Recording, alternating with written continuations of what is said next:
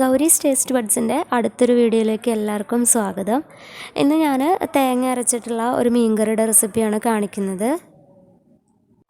അപ്പോൾ വീഡിയോയിലോട്ട് പോകുന്നതിന് മുമ്പ് എൻ്റെ ചാനൽ സബ്സ്ക്രൈബ് ചെയ്തിട്ടില്ലെങ്കിൽ സബ്സ്ക്രൈബ് ചെയ്യുക, തൊട്ടടുത്ത ബെല്ലൈക്കണും കൂടെ എനേബിൾ ചെയ്യുക. അപ്പോൾ എൻ്റെ വീഡിയോസിന് നോട്ടിഫിക്കേഷൻ കിട്ടും. അപ്പോൾ മീൻകറി ഉണ്ടാക്കാനായിട്ട് ഞാനിവിടെ ഒരു മൺചട്ടിയാണ് എടുത്തിട്ടുള്ളത്. ചട്ടി ചൂടായി വന്നപ്പോൾ അതിലേക്ക് ഏകദേശം 2 ടേബിൾ സ്പൂണോളം വെളിച്ചെണ്ണ ഒഴിച്ചു കൊടുത്തു. എണ്ണ ചൂടായി വന്നപ്പോൾ ഞാനതിലേക്ക് ഒരു വലിയ ടീസ്പൂൺ ഇഞ്ചി വെളുത്തുള്ളി ചതച്ചതും കൂടി ഇട്ട് കൊടുത്തിട്ട് നന്നായിട്ട് മൂപ്പിച്ചെടുക്കുകയാണ്. ഇനി ഇതിലേക്ക് ഞാൻ 5-6 ചുവന്നുള്ളി തൊലി കളഞ്ഞെടുത്തതും അതുപോലെ 3 പച്ചമുളക് നടുകെ കീറിയതും കൂടി ഇട്ട് കൊടുത്തിട്ടുണ്ട്. എന്നിട്ട് ഇതൊക്കെ നന്നായിട്ടൊന്ന് മൂപ്പിച്ചെടുക്കുക. ഇനി ഞാൻ മീഡിയം സൈസിലുള്ളൊരു തക്കാളി ചെറുതായി അരിഞ്ഞതും കൂടെ ഇതിലേക്ക് ഇട്ട് കൊടുക്കുന്നുണ്ട്. ഇനി തക്കാളി ഒന്ന് വെന്ത് വരുന്ന വരെ ഇളക്കി കൊടുക്കണം. ഈ കറിയിൽ ഞാൻ സവോളയൊന്നും ചേർത്തിട്ടില്ല, ചുവന്നുള്ളി മാത്രമാണ് ഇട്ട് കൊടുത്തിട്ടുള്ളത്. തക്കാളി ഒന്ന് വെന്ത് വരട്ടെ. ഇനി ഇതിലേക്ക് പൊടികളാണ് ഇട്ട് കൊടുക്കാനുള്ളത്. 1/2 ടീസ്പൂൺ മഞ്ഞൾപ്പൊടിയും 4 ടീസ്പൂൺ മുളക് പൊടി ചേർത്തിട്ടുണ്ട്. എരിവിനനുസരിച്ച് നിങ്ങൾക്കത് മാറ്റം വരുത്താം. എൻ്റെ കയ്യിൽ ഇത്തിരി എരിവ് കുറവുള്ള പൊടിയാണ്. ഇനി ഒരു 3 ടീസ്പൂൺ മല്ലിപ്പൊടിയും കൂടെ ഞാൻ ഇട്ട് കൊടുത്തിട്ടുണ്ട്. ഇനി ഇതെല്ലാം കൂടിയിട്ട് നന്നായിട്ട് ഒന്ന് ഇളക്കി കൊടുക്കുക. പൊടികളുടെ പച്ചമണം പോകുന്നവരെ നന്നായി വഴറ്റി കൊടുക്കണം.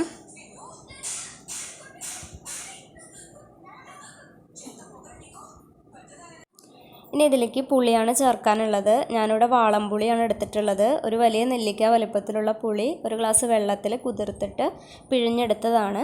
അതും കൂടെ ചേർത്തിട്ട് നന്നായിട്ട് ഇളക്കി കൊടുക്കാം. നിങ്ങൾക്ക് വേണമെങ്കിൽ കുടംപുളി ആയാലും ചേർക്കാം.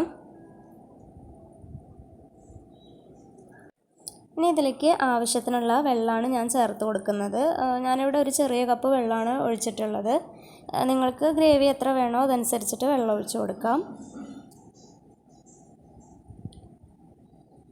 ഇനി ഇതിലേക്കുള്ള ഉപ്പും കൂടെ ചേർത്ത് കൊടുക്കണം. മീൻകറിയിലേക്ക് ഇനി ഒരു അരപ്പ് തയ്യാറാക്കണം. അതിനായിട്ട് ഞാനിവിടെ 1 കപ്പ് തേങ്ങ എടുത്തിട്ടുണ്ട്, ഒരു വലിയ പച്ചമുളക്, 1 ടീസ്പൂൺ പെരിഞ്ജീരകം, ഒരു ചെറിയ സവോള, ഇതെല്ലാം കൂടി നന്നായി നരച്ചെടുത്തിട്ട് വരാം. നമ്മുടെ കറി ഇവിടെ നന്നായി തിളച്ച് വന്നിട്ടുണ്ട്. ഞാനിവിടെ 1 കിലോ കുടുത മീനാണ് എടുത്തിട്ടുള്ളത്. ഈ മീൻ കഷ്ണങ്ങൾ നമുക്ക് ഓരോന്നായിട്ട് ഇതിലോട്ട് ഇട്ട് കൊടുക്കാം. ഇതൊന്ന് തിളച്ച് വന്നതിന് ശേഷം നേരത്തെ തയ്യാറാക്കിയിട്ടുള്ള അരപ്പും കൂടി ചേർത്ത് കൊടുത്താൽ മതി. വളരെ എളുപ്പമാണ് ഈ മീൻകറി തയ്യാറാക്കാനായിട്ട്. ഈ അരപ്പും കൂടെ ചേർത്ത് കഴിഞ്ഞാൽ നമ്മുടെ കറി റെഡിയായി. ഇപ്പോൾ കഷ്ണങ്ങളെല്ലാം ഇട്ട് കഴിഞ്ഞു. ഇനി ഇതിലേക്ക് അരപ്പാണ് ചേർക്കാനുള്ളത്. അതും കൂടെ ഞാൻ ഇട്ട് കൊടുക്കുകയാണ്. അതിനുശേഷം മിക്സിയുടെ ജാറിൽ കുറച്ച് വെള്ളം ഒഴിച്ചിട്ട് അതൊന്ന് കഴുകി ഒഴിക്കാം. അതിനുശേഷം ഒരു കയ്യിൽ ഉപയോഗിച്ചിട്ട് വെറുതെ ഇങ്ങനെ ഇളക്കി കൊടുത്താൽ മതി. കഷ്ണങ്ങളൊക്കെ ഇട്ട് കൂട്ടി ഇളക്കരുത്. ഇപ്പോൾ അതാ എല്ലാം കൂടെ നന്നായി തിളച്ച് വന്നിട്ടുണ്ട്. ഇത്രയേ ഉള്ളൂ, നമ്മുടെ മീൻകറി റെഡിയായി കഴിഞ്ഞു. ഇനി നമുക്ക് ഫ്ലെയിം ഓഫ് ചെയ്യാം. ഞാൻ ഫ്ലെയിം ഓഫാക്കിയിട്ടുണ്ട്. ഇനി ഒരു പിടി കറിവേപ്പില കൂടി മുകളിൽ കൂടെ വെറുതെ ഇട്ട് കൊടുക്കുകയാണ്. ഇത്രയേ ഉള്ളൂ, നമ്മുടെ മീൻകറി റെഡിയായി. അത് വളരെ എളുപ്പമാണ്, നല്ല ടേസ്റ്റുള്ള കറിയാണ്. ഇത് വീഡിയോ കണ്ടപ്പോൾ നിങ്ങൾക്ക് മനസ്സിലായിട്ടുണ്ടാവും, വളരെ എളുപ്പത്തിൽ തന്നെ തയ്യാറാക്കാവുന്ന ഒരു മീൻ കറിയാണ്.